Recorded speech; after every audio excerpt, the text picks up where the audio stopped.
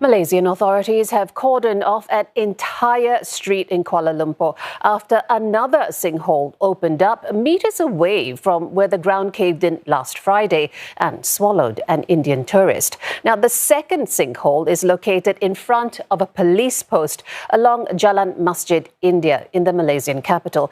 It's around 50 meters away from the first sinkhole, as you can see there. Now, the incident reportedly occurred at about 2:30 a.m. local time. Local media reports say the ground may have given way following heavy rain overnight. Authorities have barred pedestrians and vehicles from accessing the road, but nearby footpaths are open. Authorities are conducting checks on sewage pipes around the area, and that's to ensure there are no further risks. A search and rescue operations for the missing 48-year-old woman at the site of the first sinkhole have resumed for the sixth day. It was temporarily called off yesterday due to heavy rains, while a Hindu association held a prayer session near the site in hopes that the victim would soon be found. Well, let's get latest details from Afifah Ariffin. She's joining us live from the site on that latest sinkhole. Afifah, just first, how are authorities responding to the situation, and is what they're doing enough to assure the residents? Well, Jill, understandably, people in this area and Malaysians in general are quite spooked after hearing about yet another sinkhole appearing just days after the first one at the very same stretch of road behind me at Jalan Masjid India. If you can see on my left, the white and orange safety boards, that is cordoning off the area where the first 8-meter deep sinkhole appeared on Friday. And that's the one that the Indian national tourist fell into last week. And just yesterday, another sinkhole appearing just 50 meters away last night. Now, some traders that we spoke to in this area a couple of days ago told us that actually a similar sinkhole appeared right around that very same spot, but the authorities had already patched it up. So people are very concerned. Residents and traders along Jalan Masjid India are worried about whether they can continue living as well as working here. They're questioning whether it's safe at all. On top of that, a lot of the traders we spoke to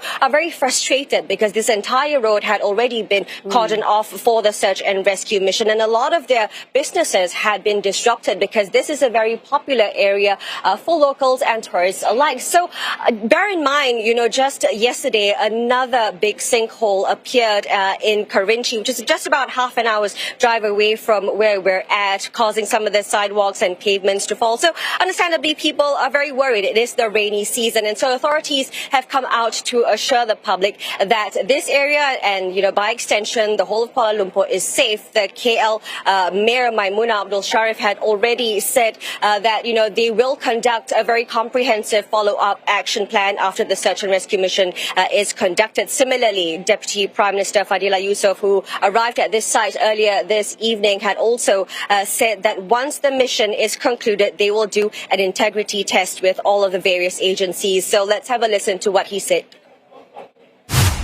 Bila selesai search and rescue, ialah untuk kita membuat integrity audit, dan lepas ini saya akan memanggil juga keseluruhan pihak yang terlibat termasuk DBKL, semua pihak utility untuk kita melihat apa saja utility yang ada di bawah tanah ini untuk kita membuat postmortem dan melihat bagaimana kita nak pastikan untuk masa depan tidak akan berulang lagi perkara begini.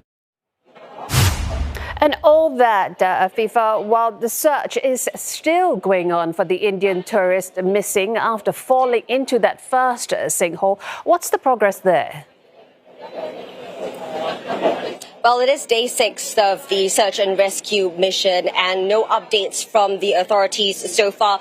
Rescue efforts were halted last night due to the heavy rains, but of course it resumed as soon as the rain subsided. Various agencies are involved, from the Geoscience and Minerals Department, the National Sewage Company, Fire Department, the police, hundreds of personnel involved. And, over the last couple of days, we have seen how they have deployed various tactics and strategies, from deploying sniffer dogs to getting divers to go down into the sinkhole using high-powered jets and other forms of technology as well. But we have still not heard anything positive from the authorities about the possible location of where the victim is, and we'll just have to continue waiting to see how the search and rescue operation continues.